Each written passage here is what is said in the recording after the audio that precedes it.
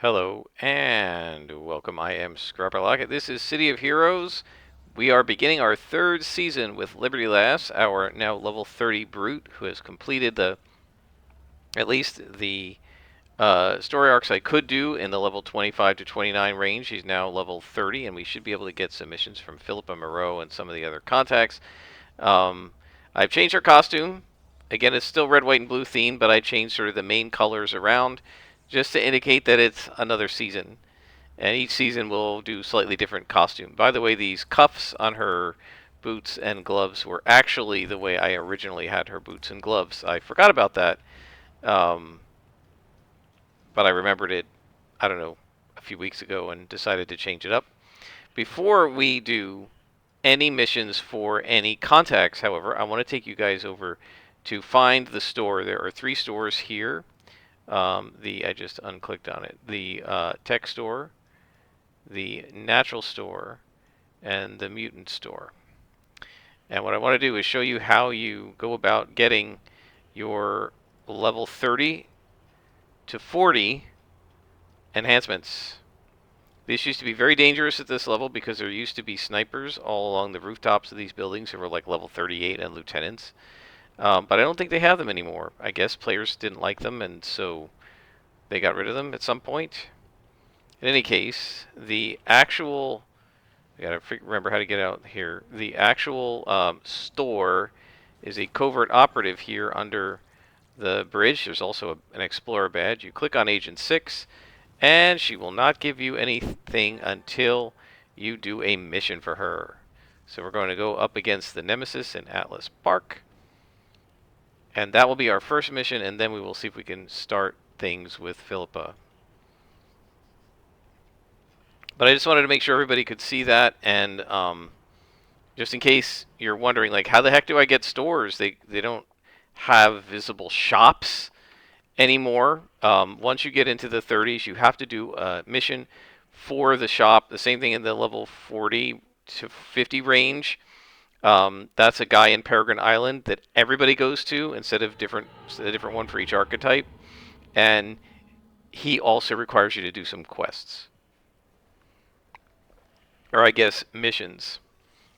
We should be earning XP again. Actually, we aren't. Let me go and change that. We will now be earning XP. The other thing I want to mention is we got 57 reward merits for doing that one story arc, the Freak Olympics, in flashback mode. I'm not sure why it's like it doubled the number of merits you get. Maybe you get extra credit for doing it in flashback mode because you're not getting enhancements. Not a single enhancement dropped.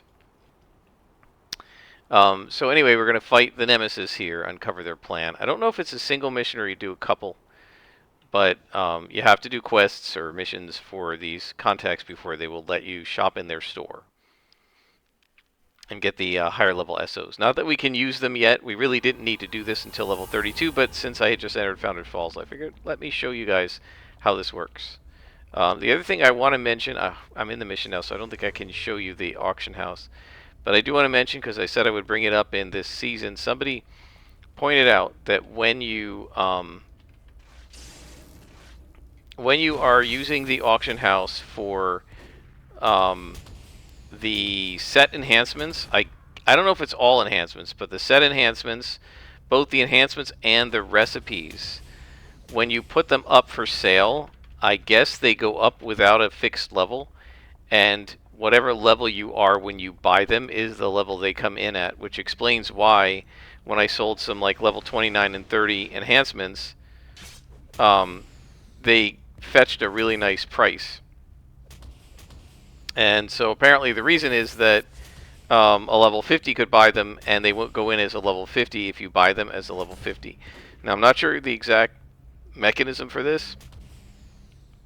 I've just heard that it happens, and the person making the comment, I mentioned enhancements, and I said, is this also the case for the recipes for those enhancements? And that person checked and wrote back, and I can't remember who it was, but thank you very much for the comment, and said yes, right? What they did is they checked, and there was some enhancement that there were 435 people bidding on, and it was that number of people bidding at every level, right? Which means it can't be the case that there are 7 or 8 levels worth of an enhancement and all of them have exactly 435 people bidding. It must be that there are 435 people bidding on that enhancement, and it's basically regardless of level, so it's going to pretty much come in at the level you purchase it. Now, what this suggests to me is that you don't want to purchase enhancements off the auction house when you're too low of a level, right? Because then they'll stay the lower level. They won't expire if they're enhancement sets and stuff, but they'll stay a lower level and therefore be slightly less effective.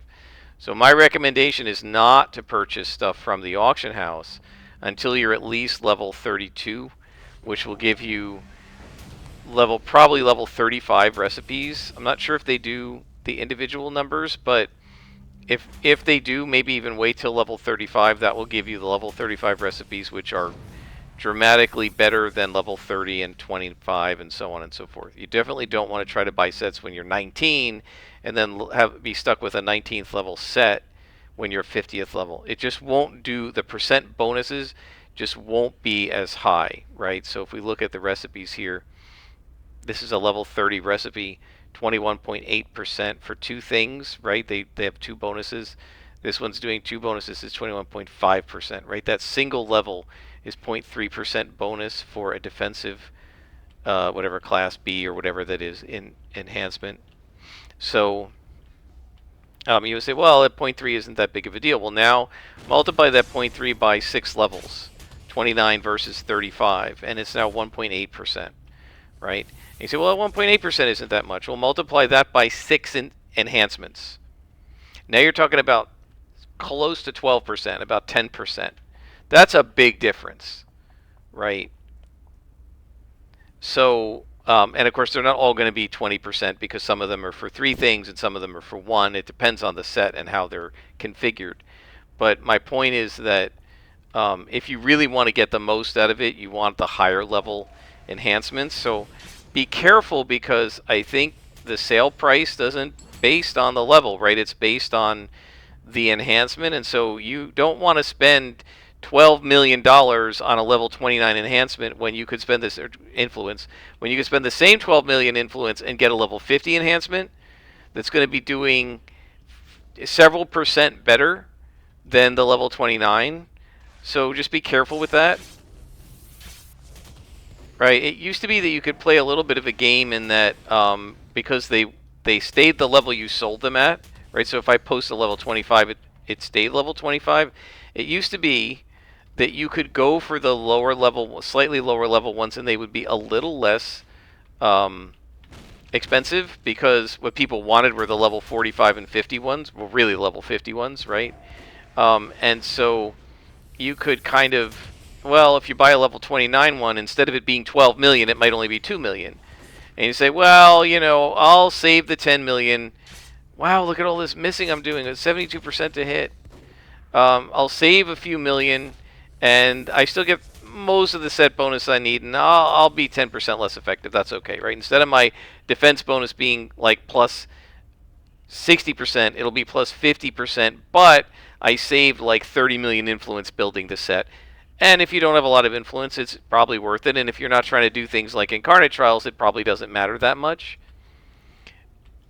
But if you're really looking for the most bang for your buck, you want to try to buy these things when you're high level. Meanwhile, it's worth selling them at low level, because if you've got something really good, the people with all the money are the characters with all the money are high level. Now, I mean, not always, because, you know, I have 173 million, which isn't that much, but I have 173 million influence on another character that I could trade down to this one. But my guess is the people with all the money to spend, the influence to spend on these things, are people looking for level 50 stuff, right? So that's why I was able to sell a level 29 enhancement recipe and get like 7 million for it, because the person who got it as a level 50 and it was worth it to them. So just keep these things in mind as you're figuring out what you want to do with the auction house, if anything. Also remember, you don't have to do anything with the auction house if you don't want. You could literally sell everything to the vendors and just do single origin enhancements the entire existence of your character, and it's playable to go through the missions at +0, even +1, and it's it's entirely doable. You can see me do this with Tiger Strike in the on the Rebirth server in the Stalker videos, right? I'm not trying to like make people go watch my old videos. That's not what I'm trying to do. But I have video evidence that you can play this game all the way from 1 to 50 and just do just fine with only SOs. And by the way, that was a strategy that I employed on the Rebirth server specifically because it was my first character there. And man, look at all the missing. It was my first character there. And I knew I was going to play more characters there, and I wanted a character that I could use as an influence bank, as it were, right? Oh, I forgot. You got to do the lieutenants last. Look at this. He's got me down to 60% to hit because of the fortitude. My way of farming is run all the way to 50 and just do SOs with your first character, and that will save you so much influence because you can vend, or better yet, auction house all of these recipes and all this gear that is worth a lot of influence to the people who are building their sets and stuff, and you can end up with a couple of 100 million influence that you can just leave, because SOs, although they're expensive up until you get into the 30s, once you get to the high 30s and you're at like level 37, you will, just from selling stuff to the vendors without even the auction house, you will have enough influence that you can fund yourself all the way to 50. And now if you add on top of that selling orange salvage and orange recipes to the auction house, you can make a killing. And so what I did with Tiger Strike was I used her to bankroll my other characters. And so she had the influence. And then if you look, then after that I did Nightmare last, I think, and then Quintessence last. And those characters, I was able to use the Tiger Strike funds to buy sets for them. Right? So, anyway, let's go to the auction house so that we can just actually take a look at this. And we're going to look up recipes, and we have defense. Let's just go ahead and look at Kismet. Right? And so what this one person was saying is we have, on Kismet, we have level 30, 29, 28, 27, 25. Does this one, maybe this is a bad example, this caps out at 30. But in any case, you can see here there are 339 bidding, 339 bidding, 39 for sale for every one of them. It's not possible that every one of these going all the way down to level 10 has the exact same number, 39 and 339 bidding and for sale. So my guess is Kismet probably isn't super popular. I don't know, how much does it sell for? 500,000, right? That's somewhat reasonable compared to, like, what is it, Red Fortune that goes all the way up to 53. And you can see that these things, 0 for sale, 291 for sale, 1,000 bidding. This is worth a million. 1.75 million, right? So, but they're all the same at regardless of level. So if you're level 48 and you buy a Red Fortune, you'll get, I don't know if you get a level 48 one or a level 51. I don't know if it does level +3 or what. This is apparently something that's just done on Homecoming. I don't think it's true on Rebirth. So anyway, I just wanted to make that clear because that's actually a really important thing to know for the reasons I described, right? It's important to know that you can buy recipes, that the recipes all go into one pool regardless of level, and when you buy them, they're going to come out at your level. So if it's something like Kismet, if that actually caps out at level 30, then it's okay for me to buy it now. But it's something like Red Fortune where it caps out at 50 or 53, you don't want to buy that until you're high level so that you can get the high, if you're trying to min-max, so that you can get the highest level that you can of that enhancement recipe. Where's the natural store? There it is. Okay. Can never find this thing. It's such a. I feel like this is one of the things that. One of the very few things in City of Heroes that feels underdeveloped. Right? It feels like there was something more they could have done here than just you do a mission for a store, you keep the store in this little secret place, and now you can buy all the enhancements you want. Like it feels like um, there should be more to this, right? Like I don't know. I feel like the store should have just been stores, and the secret agent guy could have been like a natural contact where you do a natural only story arc. Unfortunately, when they put the game live, they did not have the resources to make a story arc for every single archetype or every single background. They did this in no, that's not what I want. They did this in low levels, right? When you go to City Hall and there's data and elite and magi and stuff, and each one of them is a different origin, and they give you like an initial, almost like a mini arc. It doesn't count as a full story arc, but they give you an initial set of missions. We got to be careful here because there are purple cons nearby. Um, and then, um, and then once you get to King's Row, you just get the same contacts as everybody else, and that continues through the rest of the game. The only real exception is the one mission you get from your natural store or whatever here. Okay, so let's take a look at Philippa Moreau. She wants to investigate why the Lost stole Richter technology. I thought Philippa Moreau was Cray. But this may just be a junk mission to get us started. It's obviously not a story arc yet. I haven't been inside Architect Entertainment at all since I came back to Homecoming. I need to go in there and do the Architect missions and get the badges. I wonder if my old... I remember if I deleted them. The old mission that I created to try and just sort of take time how long it takes to get through a mission. And I did from like 2 levels below me to 2 levels above me just to see... Or to 4 levels above me just to see like how long it takes. And figure out like what the maximum XP gain speed is. The thing is, the lower level mobs, if they're just +0 or even -1 to you, blue and white cons, they don't individually get you as much XP as, say, an orange or a red con, but they take a lot less time to take down. They're a lot less dangerous to you. They're a lot less likely to lead to a face plant. Face plants aren't a thing, even at +1, as you can see with our brute. We're level 30 and we've face planted exactly twice ever. And we were 25 or 6 or 4, something like that, before we did our first face plant. And even there, I suspect if I had not been talking to you guys and recording, I wouldn't have face planted. It's just that there is some level of distraction that occurs, as I've explained in the past, when you are doing this.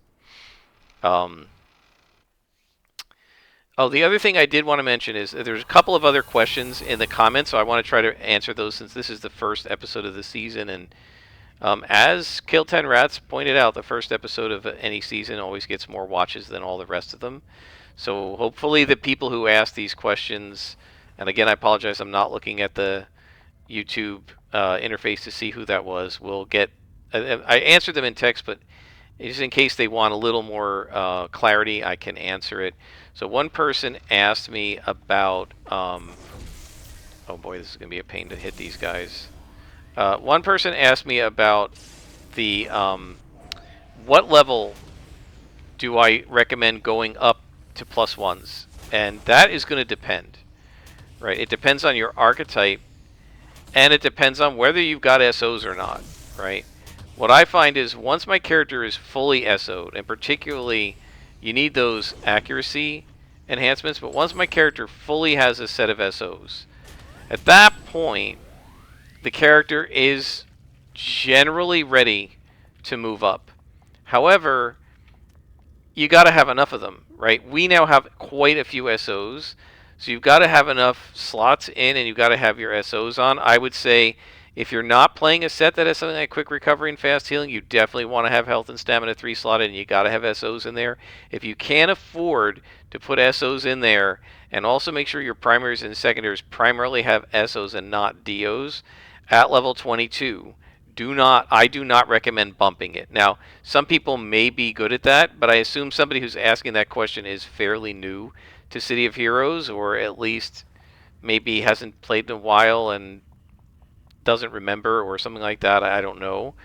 But my recommendation is definitely to hold off if you don't have the SOs, and in particular, if you are a type of character, and it depends on the character, not everybody has this, but if you're the type of character where you're doing a lot of hitting of enemies and targeting of enemies, make sure you have an accuracy SO on every single attack power, or any power that makes an attack against an enemy. Now, some characters don't need to worry about this. If you're primarily healing and buffing your own party as a defender, and your attacks are not really important, then you wouldn't have to worry about it. If you have people buffing you, you may not have to worry about it as much, because, man, if you get somebody laying, if you get like an empathy defender laying fortitude and stuff on you, you would be, it's amazing how you just feel so invincible when they're doing that, because it's such a good power when they have it buffed. It's awesome. So, obviously there are caveats to all of these things, right?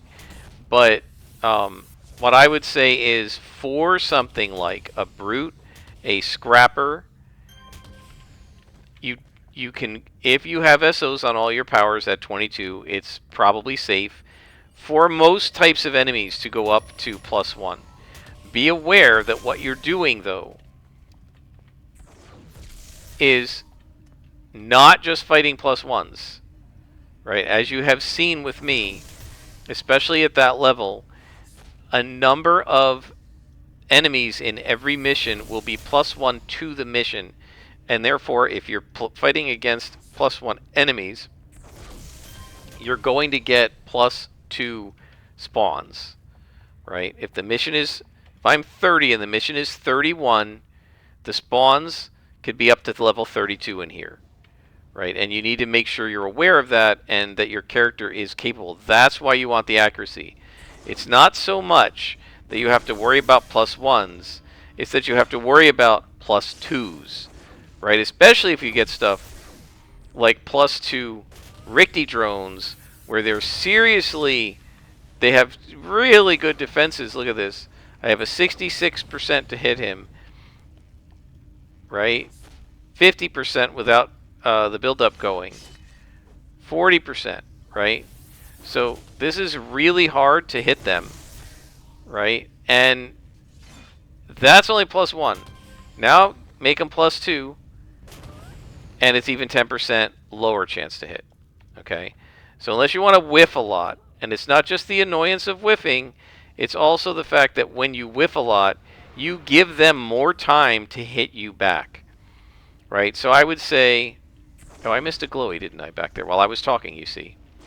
So I would say for scrappers and brutes, you should, if you have the SOs, it should probably be okay to switch to +1 as soon as you got those SOs. So level 22 is the earliest I would do it, unless you really want to challenge yourself and Iron Man mode it or something, then sure. But I would say the earliest I would do it would be level 22 if I have SOs. It's much more common for me to wait. Did I click this? Maybe I did click this. I thought I didn't. It's much more common for me to wait until a little later, maybe 24, 25, after I've got a couple, maybe even 26. It used to be, and some of this has to do with, Homecomings changed some things. It used to be that you got a very good, your like second best offensive power or your primary power at level 26. And so, for an example, in martial arts, it's Dragon's Tail. It's the only AoE they get. The martial arts character plays entirely different with and without Dragon's Tail, and then you have to enhance it. So it was when I got Dragon's Tail, and I was level 26 or 7, and I jumped into a spawn of a bunch of oranges and reds, and I blew them away because I was able to do group mezzes with the AoE knockdowns and stuff. At that point, I started realizing I could do things that were a level or two above me. But it would have been a lot harder to do that without Dragon's Tail. Same thing with this character. We get an AoE fairly early. So did you take the AoE? Did you slot the AoE? Does it recharge fast enough? I mean, these are things that are going to matter if you're going up to +1. So it's hard to make a general recommendation, but for something like a Scrapper or a Brute, I would say you probably can go up to +1 fairly safely at level 22 if you have a set of SOs. Why didn't I say Tankers and Stalkers? They're also melee characters. Well, Tankers don't do a lot of damage. And when you bump the level up, right, it takes that much longer to take down enemies, especially something like a Lieutenant. Right, now it depends on how you've slotted. If you put a lot of slots into your offensive powers, then maybe you're okay. What I found with a tanker was that I was actually better off, especially because tankers are often built to get better as they get surrounded, that I found that I was often better off in the notoriety adjusting the team size up a little bit versus adjusting the level up. However, that is definitely going to make things take longer. So it depends on how you want to do it. Where is this thing?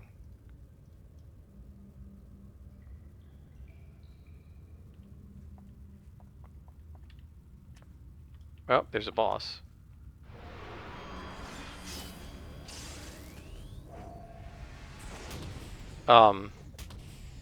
Now, Stalkers, it all depends. The thing with Stalkers is Stalkers can go up pretty easily as long as you have the Assassin Strike not just with accuracy on it, but 6-slotted. If you have that thing 6-slotted and you've got damage SOs on it so that you're actually doubling the damage, and if you've got your equivalent of Focus Chi or whatever the buildup is, so that you're actually tripling the damage when you've got that going because it doubles the base damage, if you can turn that on and stab, and you can take out bosses and lieutenants in like one shot with that, you're probably okay to go up to +1s.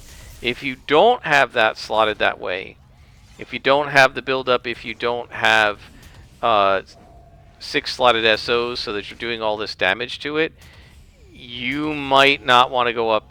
And that one you probably want to double accuracy slot. So I would say if you're going to do level 21, if it's me, right, I'm going to talk about how I would do it. If it's me and I'm doing level +1 at level 22, I'm going to 6-slot Assassin Strike basically like this.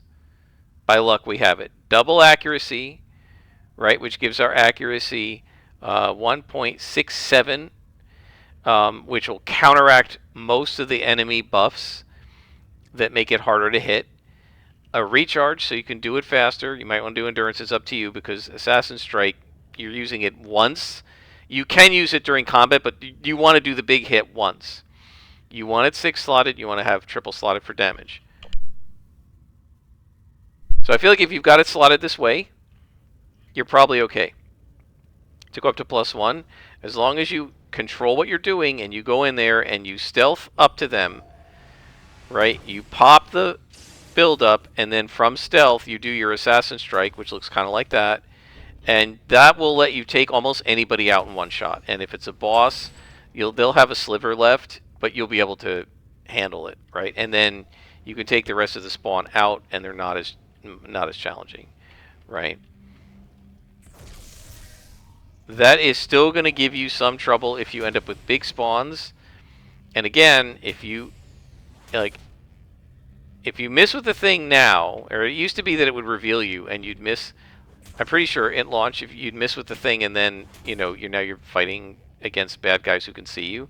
I think now with Assassin Strike, you can go watch Tiger Strike to double check. I think if you miss, it doesn't reveal you, and you can try again. The reason you want the double accuracy is A, you don't want to miss because you want to take them out, but also B, you can use Assassin Strike to do sort of a crit or do extra damage during combat. That you don't want to miss. When it comes back up and you hit with it, you want to hit. Okay, so So I would say Stalkers can go up at the same time as Scrappers and Tankers. To me, I would put them up at the same time if I've got Assassin Strikes slotted properly. And I may or may not have it slotted properly at that point, depending on what else I'm doing with the character. I think if you go back and look at my characters, I did. This is probably the first character I went straight up at 22, and that was because I was able to barely afford a full set of SOs. Okay. And again, tankers, mostly because they just don't do quite enough damage. I mean, they do decent damage, right? It is their secondary. It's not a pool power, but because they don't do quite enough damage, I would probably wait on a tanker until like level 27, get a few more attacks in, and most importantly, get some slots on those attacks. If you've been heavily slotting defenses and you go up in level with a tanker, it'll be great that like they can't do that much to you any more than a +0 could do to you without all those slots, but you wouldn't have put a lot of slots into your attacks, and it's going to be slow. And it also is going to depend on your primary set, right? Fire is going to play very differently from Super Strength. It's going to play very differently from Ice. Firkins. And Corporate Culture, so this is the Cray story arc. So we'll do one more mission because I want to talk about, I want to finish up talking about the, when you go up to +1. So let's talk about non-melee characters. Let's talk about things like dominators, controllers, masterminds, etc. I've only played one dominator into the 40s. I've not gotten any others to SOs. I played one mastermind to 50. You can watch what I did with her. The mastermind, I think, that's going to depend on how you've slotted your pets and kind of which pets you have and what they're doing, because the different pets have different types of abilities. Like I was doing demons, and they use a lot of fire, and a lot of enemies are vulnerable to fire, so that can help a lot. I think the demons are very weak until you get the big one, and the big one traditionally comes in at level 32. Now, because everything unlocks on Homecoming by around level 30 now, you can probably get those big demons a little earlier, but they still need to be slotted. So I think similar to Assassin Strike, if you've got the demons and they're slotted heavily, 6 slotted, and you've got enough slots in there, you could probably move up to +1 fairly early. I probably didn't move up to +1 for Nightmare Lass until somewhere in the late 20s or maybe even in the early 30s. For something like controllers, defenders, anything like that where they don't have a damaged primary or secondary, you run into an even worse problem relative to the tanks, and that is that what little damage you do is going to be offset by the fact that they're higher level and that you do less damage to a high level foe, right? So if your punch does, or whatever, your hold does 10 damage to a +0, it'll do like 8 damage to a +1 and 6 damage to a +2. And again, the worry isn't the +1s. The worry is this, right? This is a level 31 mission. I'm level 30. This guy is level 32. He's +2 to me, right? Remember, base to hit is 75. Here's Brawl. Wait a minute. 56, okay? So I am losing 20% to hit because of his level, right? And that is going to happen to your character, even if it's a controller, right? When you're trying to land the hold. So you come in as a controller and you try to land a hold on a boss or a lieutenant. A, it's not going to last as long because he's higher level and he's higher ranked. But B, you're going to miss him half the time if he's +2, right? So you have to be careful with that, because if you miss that, a lot of times with a controller, a dominator or something, if you miss that hold, they're going to kill you, right? The return fire is going to kill you. And so, yeah, you just have to think carefully about that. I have never played anything but a dominator or a mastermind that wasn't a melee character anywhere over level 20, and I've never set any of them on +1. So I can't answer what I would do with those. And I think you just, to a certain degree, you have to see how your character's playing. And if you feel like you're just whipping through this stuff and it's no threat at all, and you can go level after level after level without face planning, then you go ahead and bump it up, right? Go ahead and see. The great thing is you can just go right down here and do it and turn it back down if you didn't do one mission. If you face plant 3 times trying to do the mission, it's too hard for most people, and then you just bump it back down. So now, on a not unrelated note, somebody was talking about be careful playing a Dominator or a Controller or something with a science background in Paragon City unless you do the alternate starting quests with Galaxy City and the guy whose wife is missing. I can't remember his name, Michael Habishi or something, who's outside of City Hall. I always do the traditional missions, and those are the ones that are done by origin, right? By background type. Science versus tech versus natural. This character did the natural missions. Remember I said we didn't get any Vajaloks? Well, the Vajaloks, I guess, are in the science background, right, for the science origin.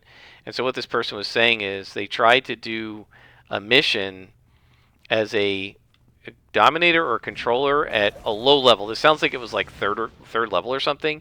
So they went in and tried to do maybe even second level, right? It might have been do the tutorial, go in there, get the mission, and the very first, I don't know, it was the very first mission. If you're listening and you're the one who made the comment, you can let us know. But it sounds like it's right out of the gate.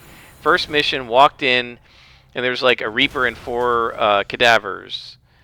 And maybe they were even +1 to the person, right? The missions weren't set on +1. The mission was the default, which is +0.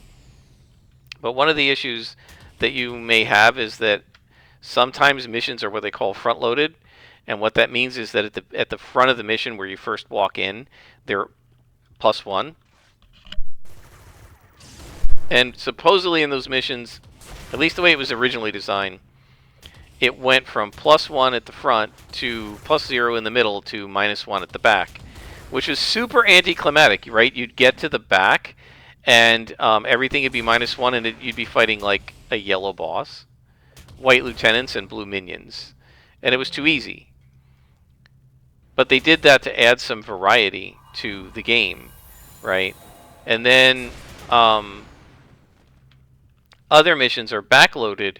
With those, you start out with blue cons, right, and low-level enemies.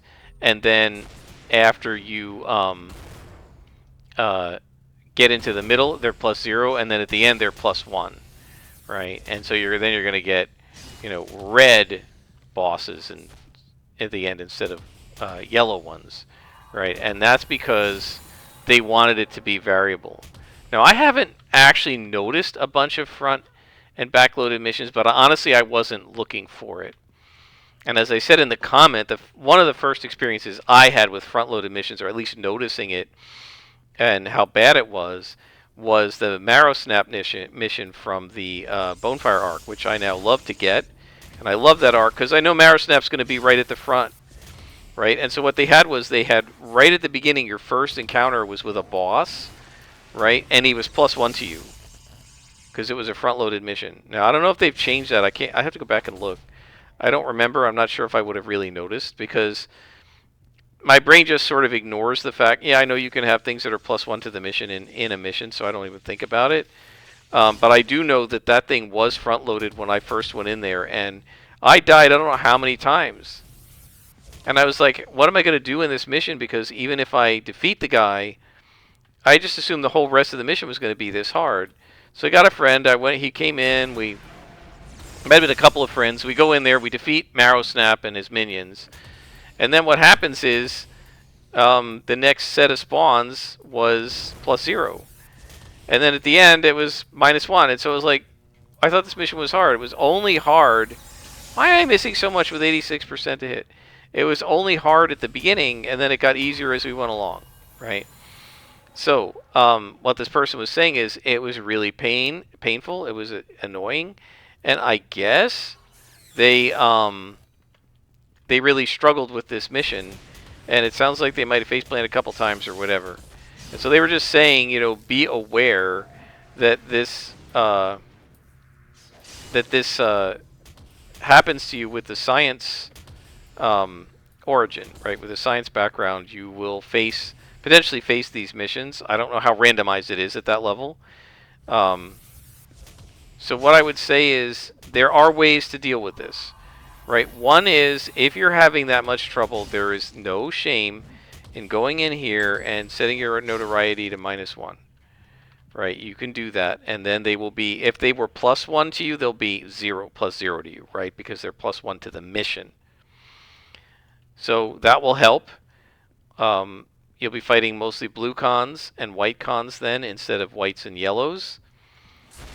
There's no shame in it, right? Just because you guys see me at this level with a brute fighting reds and oranges and sometimes purples doesn't mean that you need to get all macho or whatever and do that. It's not. There's no shame. As I said this before. There's no shame in setting the difficulty down. Every archetype and power set plays a little differently, and as I said, I had a very experienced friend on the Daybreak Initiative, who just without any, I mean, no shame at all, right? Just stated as a fact, when she plays controllers, she simply does +1 all the time, right? At least in the low levels, just because it's too slow otherwise. Okay, so there's no shame in that, and you can go ahead and do it, and who's going to know, right? Who's going to see it, right? You guys would see me do it because I'm recording videos, but you're not recording videos. Nobody's going to see it. I won't tell anyone. I promise, and nobody cares, right? Go ahead and do it. So that's one thing you can do. Another thing you can do with any mission, guys, if you go into a mission when you're low level. This doesn't work when you're 30th level. My gosh, we're already almost 31. It doesn't work that well when you're 30th level. When you're low level, when you're in Atlas Park and early Kings Row, up until level like 7 or 8, this will work. Then it takes a little too long. You can walk out of the mission, leave it live. It has spawned in at whatever level, right? 30, whatever. It'll spawn in at level 3. You're level 3. Walk out of the mission, go to an area of Atlas Park that has guys that are your level or a little lower, like blue cons, and just farm them. Gain a level, go to level 4, walk back into the mission. Everything will be 1 level easier to you. And we used to do that all the time when there weren't any difficulty settings at low level. Now, you could do this at 30th level. The problem is it would take hours, right? Because, look, we've been playing for, 40 minutes or something. I gained 2 or 3 beads, right? So you'd have to play for like 2 hours just to get 1 level above the mission difficulty. And it's easier to just set the notoriety down by 1, which is why we have the notoriety setting. So, guys, that's my recommendation. What I think I'm actually going to do, I want to thank that poster because I don't know what I would have come up with for a Dominator. I think I'm going to make, I don't know, a Fire Dominator, Ice Dominator. We'll see what other options I have when I'm finished with Liberty Lass here. And I think I'm going to go ahead and do a Science one, and we're going to actually do these missions so you guys can see what this person was talking about. And I'll maybe give you some suggestions on how I would handle doing it. Now, there are lots of other ways to do these things. Guys, you could just call in a friend, right? You can go on the help channel, right, and say, hey, I'm a controller, and I'm trying to do a Vajjalak mission, and these guys are just kicking my butt. Can somebody come help me? And I guarantee you there's a scrapper, a tank, or a brute out there who will go, I'll help you. Stalker, somebody, and they will come in and help you out. So I highly recommend, pick what you feel is the best way to handle that for yourself. What I don't recommend doing is just keep going back in and face planting and getting frustrated, right? Because this person was saying they tried to pull 1 and like 5 of them came. It's very hard to pull at that level. Depending on what you've got at 1st or 2nd level, you might only have something stupid like these throwing knives, or if it's science, it's like a trank dart or something. And its range is super low, right? They don't have good range. What's the range on this thing? 45 feet. Okay, you want to see what the range of my taunt is? I've got a range modifier on it now. It's 84 feet. I have double the range. And the problem when you taunt, when you have a short range attack, let's find a group. The problem when you have, they're not going to aggro to me here, but the problem when you have a short range attack, right, Are you seriously attacking me? Oh, yeah, they're going to attack me. I'll explain why in a minute. But the problem when you have a short range attack is that if you're here and you hit one guy, right, the other guy is probably going to come to you too. They kind of are connected to each other, but also you just can't be far enough away from them to let's get away from these guys. You can't be far enough away from them to effectively aggro one without aggroing the rest. Now, why did they come after me? One of these things, I think it is a Rise to the Challenge. One of these things has a taunt field in it.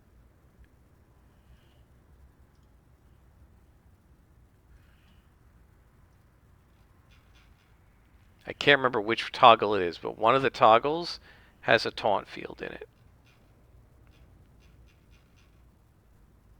At least that's what somebody said. Might be Mind Over Body. I don't see the taunt on here, but apparently, I mean, obviously, right? Greycons don't attack you, but I walk in here, and these guys will aggro to me, and the reason they will aggro to something that's deep purple to them, essentially, is because I have a taunt field with one of these powers. I don't remember which one, right? And that's something tanks and brutes have, and allows you to taunt enemies without having to do taunt. But you still have to get up close, right? The taunt field is very small, right? The radius would be like not much bigger than this PTA sign. It's like kind of goes out to here. So you'd have to still walk up close to them.